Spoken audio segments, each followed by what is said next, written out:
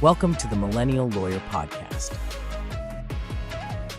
Hello and welcome to the Millennial Lawyer Podcast with personal injury attorney Mark Shirian. I am your host, Kevin Rosenquist, and today's episode is Tangled Up, Navigating the Complexities of Multi-Vehicle Car Wrecks in Nassau and Suffolk Counties. Hey, how's it going, Mark? I'm doing well, Kevin. How are you? I'm good. I almost was afraid I mispronounced Suffolk there.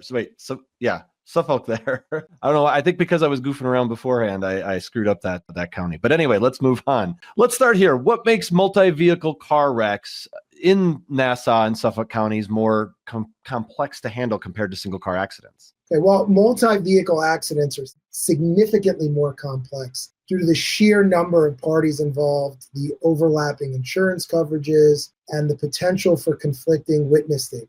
Unlike single car crashes where fault is often straightforward, multi-vehicle pileups involve a domino effect of collisions requiring meticulous reconstruction of events. Nassau and Suffolk counties especially, they have a lot of high-speed roadways like the LIE and the Northern State Parkway, where chain reactions can escalate quickly, making investigations even more intricate and important. Yeah, I would also think that, there's a lot of challenges with figuring out the liability. Like how do you determine fault in those situations? Well, the first thing would be to analyze police reports, look at any sort of eyewitness accounts, dash cam or surveillance footage, and accident reconstruction experts. One major challenge is the possibility of multiple parties sharing responsibility under New York's comparative negligence. Insurance companies will often attempt to shift blame to minimize payouts, making it crucial to have experienced legal representation that can untangle the layers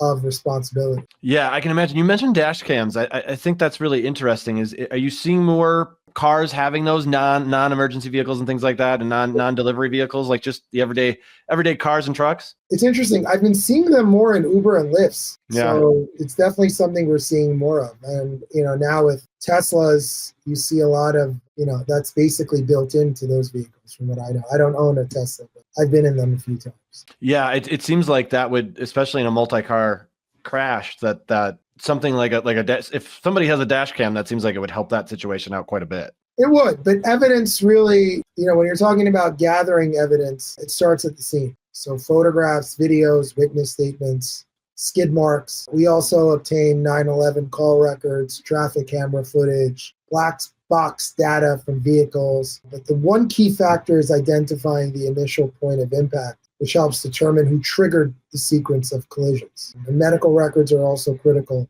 to linking the injuries to the accident. Where do you start that process? I mean, with so many moving parts and so many cars and people and all that, how do you begin the process? Well, the process, like I said, the evidence collection starts at the scene. So photographs, videos, witness statements, skid marks, obtaining the 911 call records, traffic camera footage, and black box data from the vehicles, and also identifying the initial point of impact, which would help us determine who triggered the sequence of collisions. And medical records are also critical to linking the injuries. With multi-car accidents, if multiple parties retain counsel, get personal injury attorneys, and you've got the insurance companies, talk about how difficult it is to balance all those different people and everybody trying to, probably blame each other, right? It does become difficult. Insurance companies take a defensive approach, often delaying claims and pointing fingers at other insurers to avoid liability.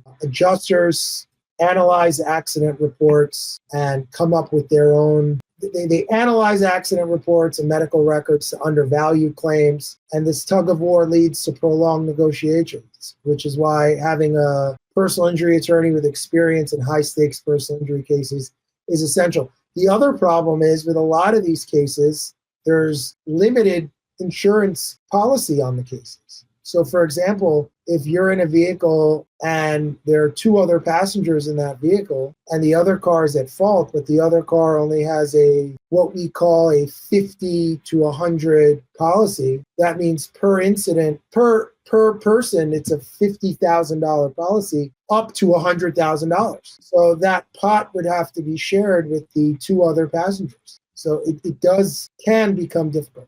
So you touched on the insurance companies and what they try to do in these situations, but can you elaborate a little bit on what their approach is to multi-car wreck claims and how it impacts the settlement process? So insurance companies like to take a defensive approach, often delaying claims and pointing fingers at other insurers to avoid liability. Adjusters meticulously analyze accident reports and medical records in order to undervalue claims. So this tug of war leads to prolonged negotiations, which is why having a personal injury attorney with experience in high stakes personal injury cases is essential. The other issue is, as far as the settlement process goes, if the at-fault vehicle has a limited policy and the vehicle that you're in have multiple passengers, then could be a limited pot, if you will, for everyone to get compensated from. And that could affect how much the case is valued. Even if it is a multi-wreck claim, there could be one at-fault vehicle, and that vehicle may have a limited policy. So that's where it becomes a bit difficult. Do you find it to be a lot more difficult to ensure fair compensation for your client because of how many people are involved and because of the varying insurance coverage and whatnot? Well, it's a strategic battle. We present evidence, medical reports, and expert opinions to counter these lowball offers. A key strategy is leveraging New York's joint and several liability laws, which allows victims to recover full compensation from any at-fault party with substantial insurance coverage.